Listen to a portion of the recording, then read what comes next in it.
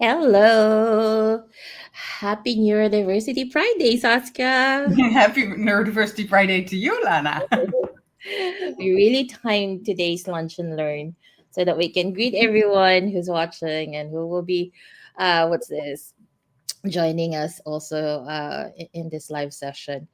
Happy Neurodiversity Friday. We've been doing this for the past 8 years. And this year, if I'm not mistaken, we're joined with 55 different countries celebrating neurodiversity pride in different ways. And so, yeah, I'm excited to see all the other events that are happening. How Every about you? year is breaking new boundaries. I'm so excited. I know. And I know Turk's goal is to bring the neurodiversity flag to the space. So maybe we'll get to that as well. Yeah. As the we were promised jetpacks generation, I'm all for it. I wanted to be an astronaut when I was a kid. Well, today's lunch and learn topic is really something that is very much, close to my heart, as it's something that I've been exploring for the past few years and have been training on. And yeah, it's just a big pleasure for me to share about hope, which is healthy outcomes from positive experiences.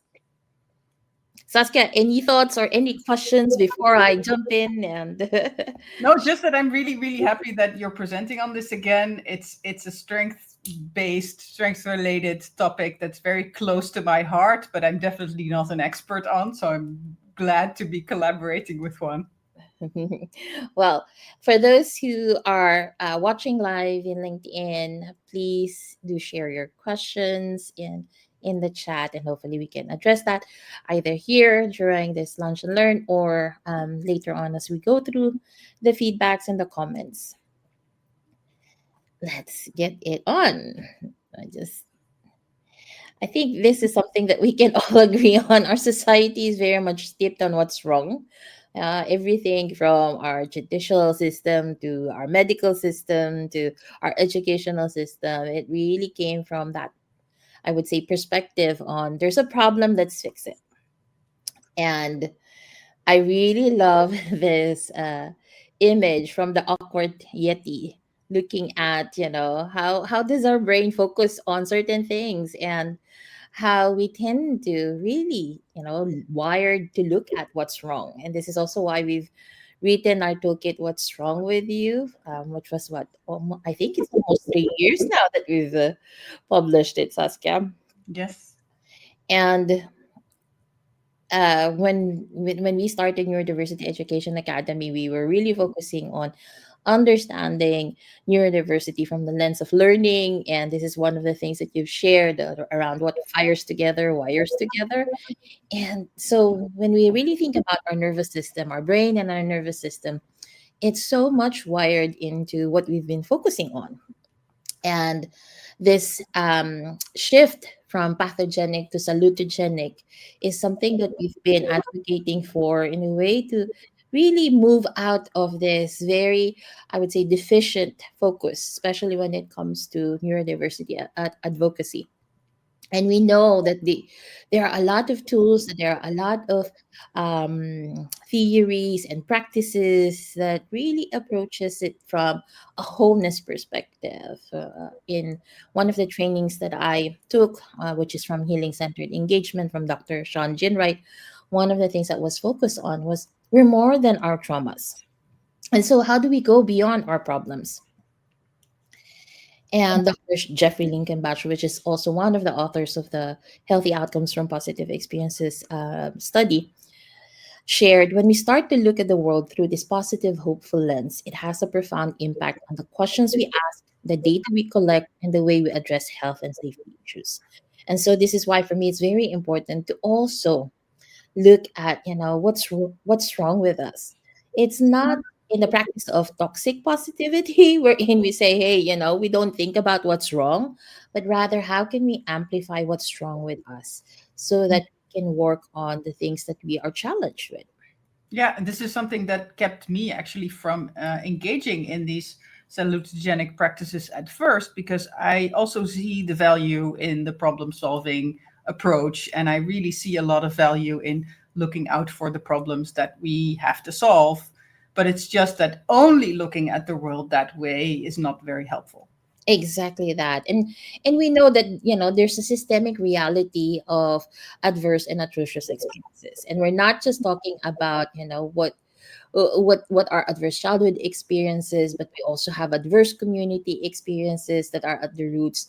We also have atrocious cultural and historical experiences that form a lot of these adverse community and childhood experiences.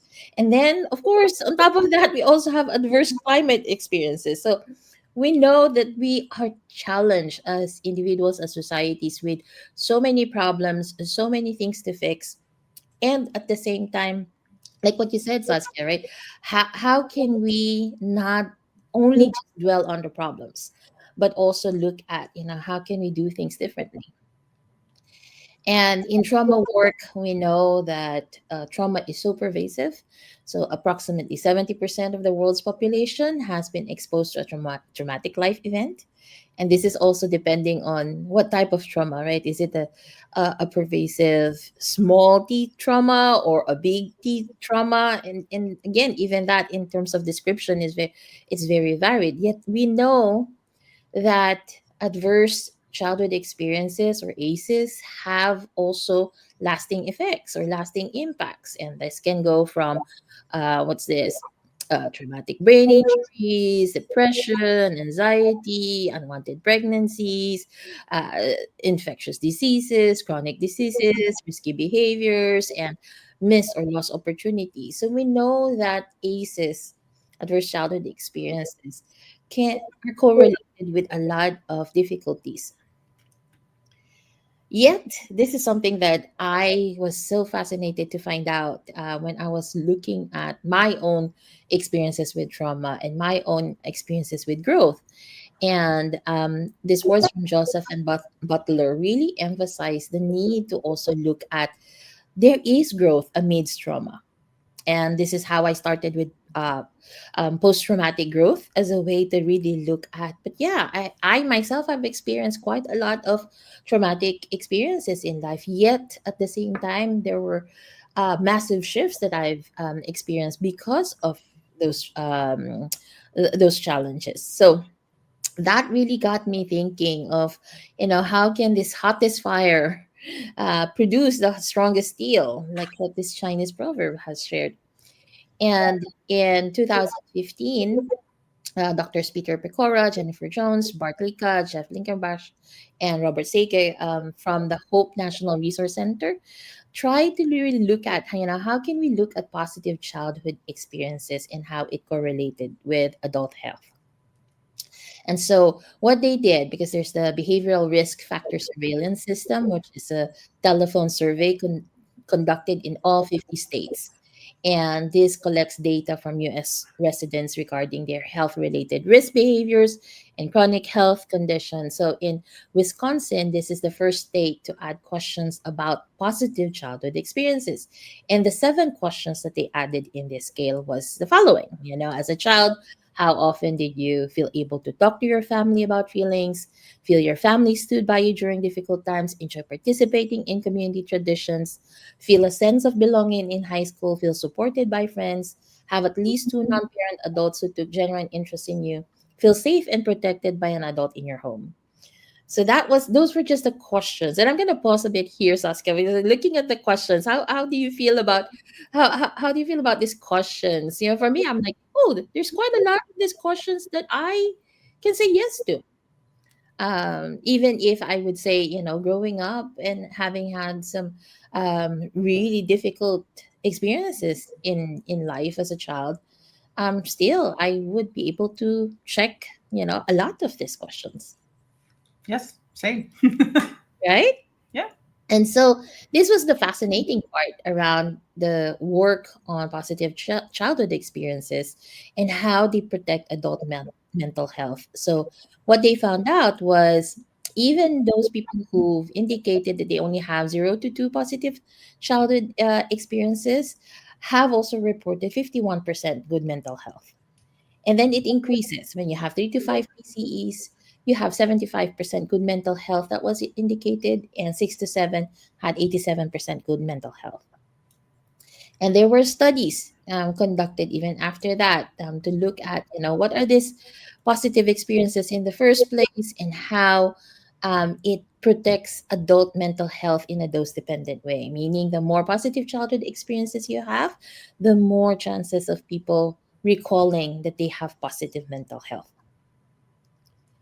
And these are just some of the examples of positive experiences, again, from different was a study that was done by Janali Doom in 2021. And so what we're trying to look at now is, amidst, the understanding that there's adverse childhood experiences, we all can also look at positive childhood and community experiences, and start building, the foundation for creating more, I would say, health and well-being through this understanding of what positive childhood experiences are, or positive experiences. Because nowadays there was also a study that was done on adults as well, in terms of positive adult experiences. So it's not just childhood that we're looking at, but also how can positive experiences in general create or shift the way that we look at our health and well-being, or experience our health and well-being. So again, these studies showed that when we have positive childhood experiences, it reduces the effects of adverse childhood experiences. And these are the four building blocks of hope that has been indicated in these studies. Right? So you have the first one, relationships. How do you have stable, nurturing relationships with other children and adults through interpersonal activities? So it doesn't necessarily mean that it has to be with parents, but also with other adults, like the teachers, if very much involved in the community, people in the communities, or even religion. So, who are individuals who have taken an interest in nurturing those positive experiences, the relational experiences. And then, of course, the environment, right? How does the environment promote safety, equitability, stability that allows for living, for playing, for learning, for collaborating, for engaging with each other? And there's also a broader field, which is engagement with the social and civic world, right? Of like, how do they, how do individuals create a sense of belonging and connectedness outside of one's family? And then lastly, which is something that we've always been advocating for, especially with our toolkit, What's Alive in You, emotional growth. How are we allowing for emotional growth through playing, through interacting, through self awareness, through self regulation and co regulation? How are we allowing for emotional growth to be, to be shared and to be understood by children? And so when we really think about positive childhood experiences and how they protect adult mental health, even in the face of ACEs, or even in the face of adverse childhood experiences, it really, for me, it gives a profound hope, and it provides a root for resilience of like, hey, even though things are challenging, even though I've experienced certain traumatic events in life, or even if, there would be other events that I might face, it also gives me the agency to think of, okay, how can I look at my relationships? How can I look at my environment? How can I look at the ways that I engage with others, with society? And also, how can I look at and really take care of my emotional growth? And so this, is a very, like I said, this is a very short introduction to hope for healthy outcomes from positive experiences. And we've been sharing about hope, post-traumatic growth, and uh, what's this, healing centered engagement and healing centered practices in our advocacy around neurodiversity. Because one of the things that for me is very important is to know that we are more than our labels, we are more than our traumas. And this is why sharing this, and even if it's in this very brief format, sharing this is very much important for me. So I'm curious, Saskia, what's coming up for you? Well, I love this framework so much because, on the one hand, I think it highlights even more that all of this, like those four sections that you just talked about, each of them hold challenges when it comes to being neurodivergent in a world that is not yet quite neurodiversity friendly. Yeah. So, if we bring cross neurotype communication to all four of those areas and the idea of shifting from the golden rule to the platinum rule, that is quite a challenge. And to work on those, whether it's in a family or in your working through your own stuff as an adult or in raising neurodivergent children, maybe even as a neurodivergent parent as well, all of that can become so deeply overwhelming to constantly figure out where are the challenges here. Is it about cross neurotype communication? Is it about different needs between different neurodivergent people? And I think these four areas really break it down and make it a lot less overwhelming. And the positive focus, and this is what I see also with the strength based approach to coaching, but I see it also in the home framework, tapping into those positive experiences and creating, having the tools to create more positive experiences, it generates such a lot of energy and such a lot of hope that things can get better, that that keeps us going. Even though it's quite challenging, we get this little small wins along the way, and that gives us energy back and it gives us hope back and it enables us to deal with the problems in a much much better way. Exactly that. Oh, this is why I'm so passionate about sharing this, because it makes, for me at least, it makes it doable, right? Of like, oh, there's so many things to address, but how can I make it doable, right?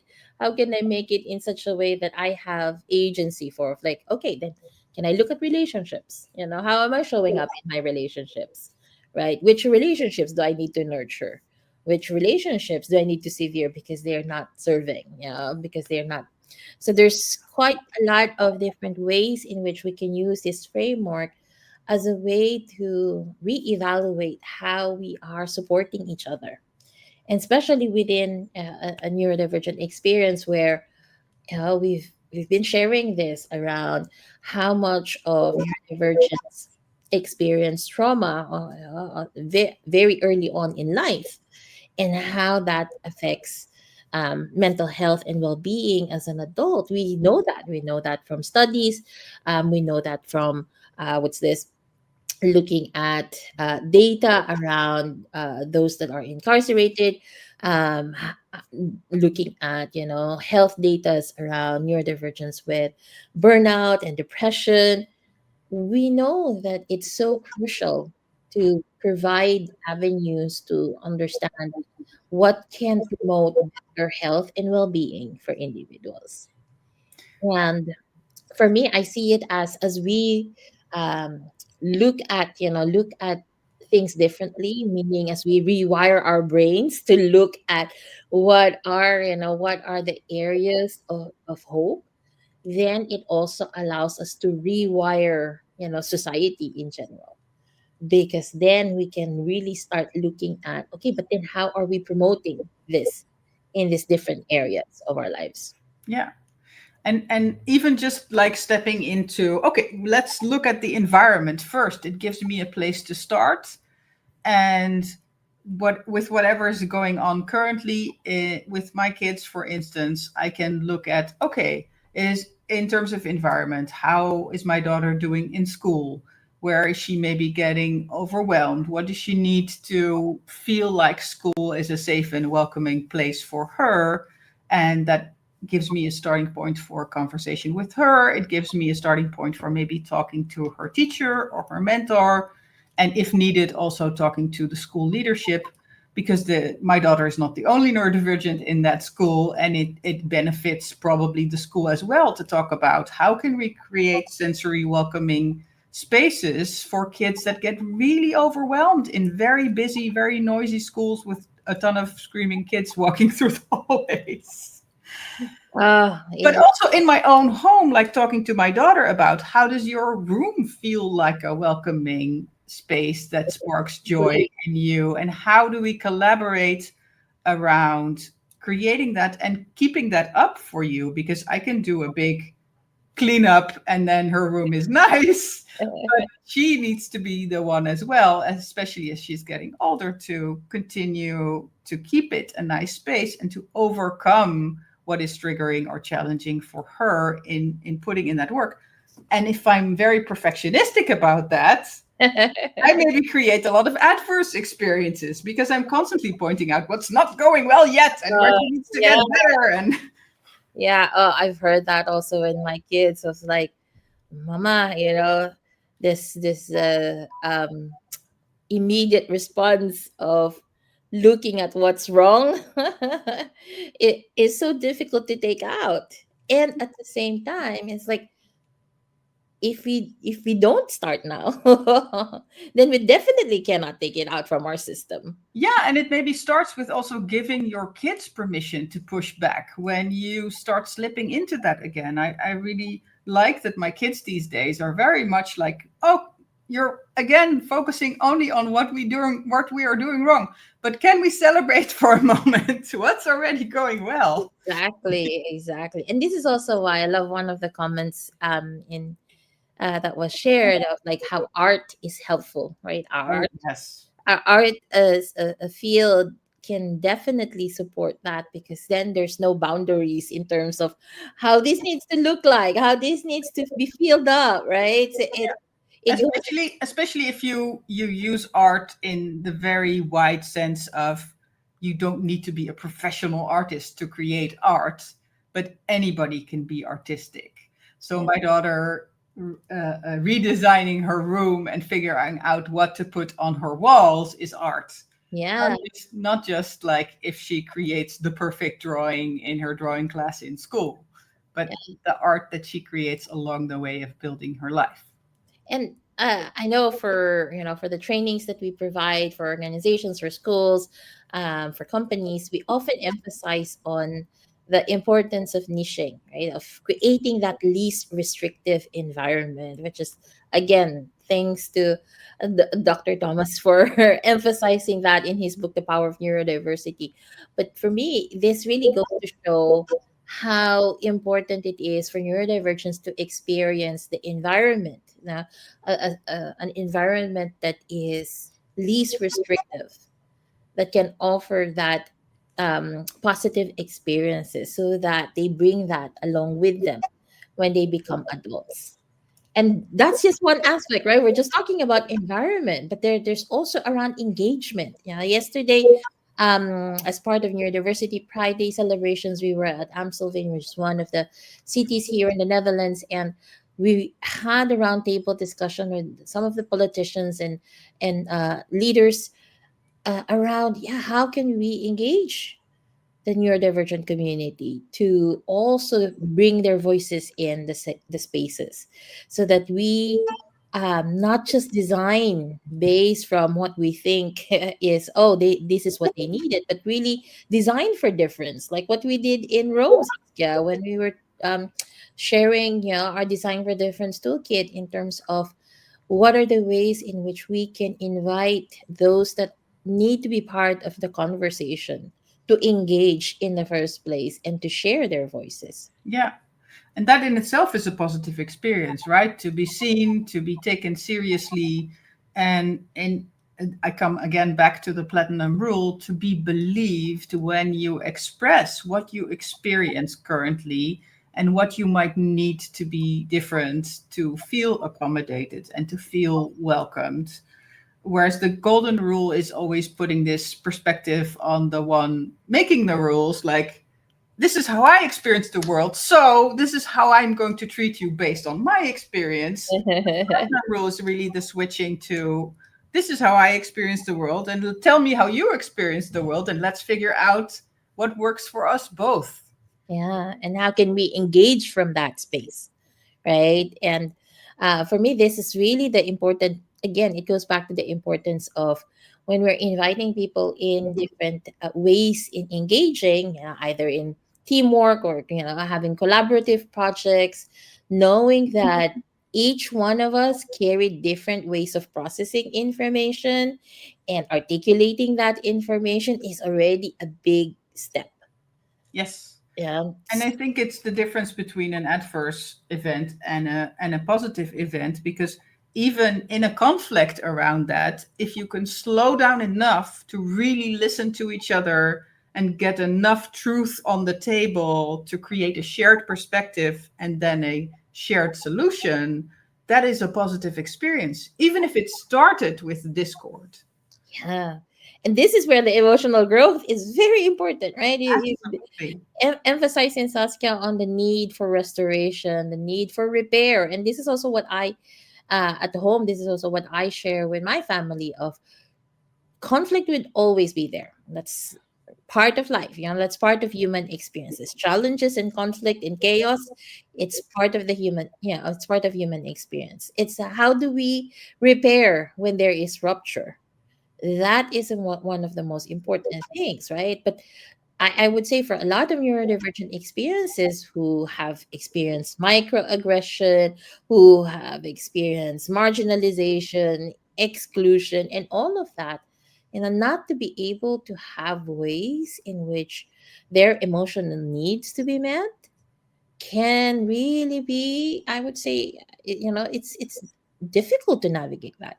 Yes. Right. So I do think there's a big part, especially now that we have Neurodiversity Friday, how like there is a big part that we as a society need to do in terms of how do we become allies in understanding emotional regulation, and actually I prefer the word attunement, emotional attunement with each other in such a way that we can practice, reading the room, understanding whose voices are not shared, understanding who's not showing up in these spaces, and how do we invite them in, looking at the ways in which we can support each other aside from verbal ways. Right? So emotional attunement for me is one of the areas where a lot of growth can be amplified in different spaces when we understand what's alive in us and how can we articulate that with each other.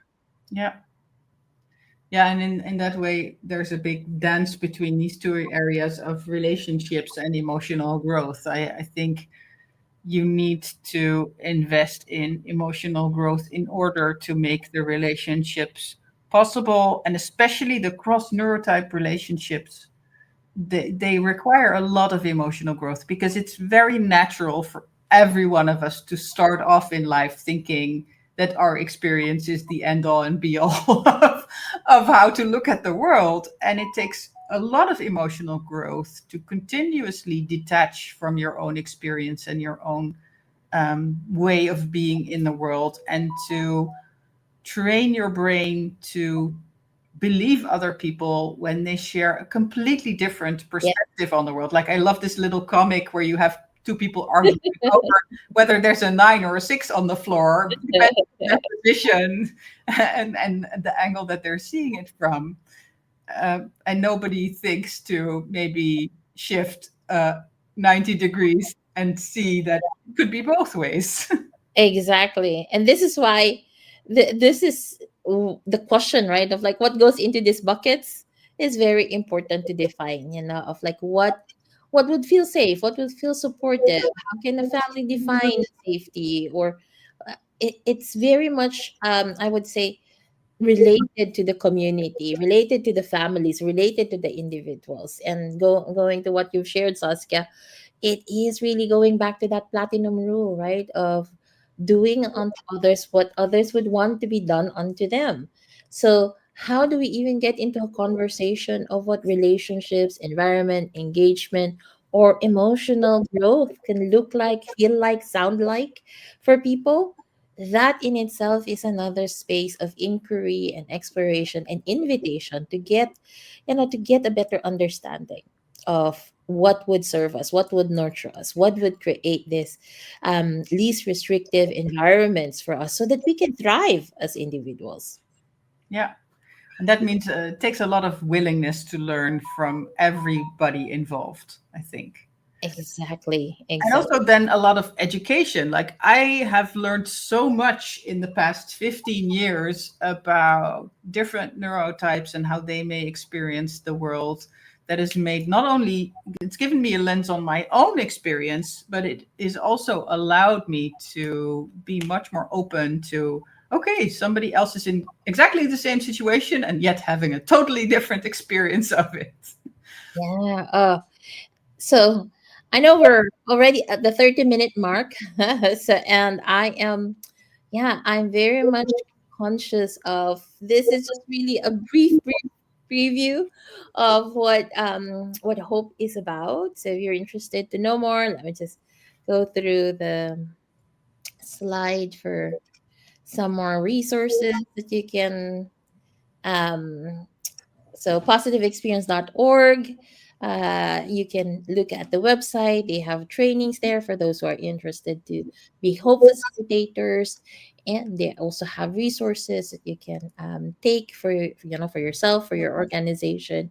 Feel free to check them out, and also check out our resources as well in Neurodiversity Education Academy. And if you are interested in bringing hope in your spaces, in your schools, in your organizations, do feel free to reach out. As being a hope facilitator has really shifted the ways in which I start also my consultancy work, and how I bring this awareness to different areas in looking at what's going strong in an organization or in a school.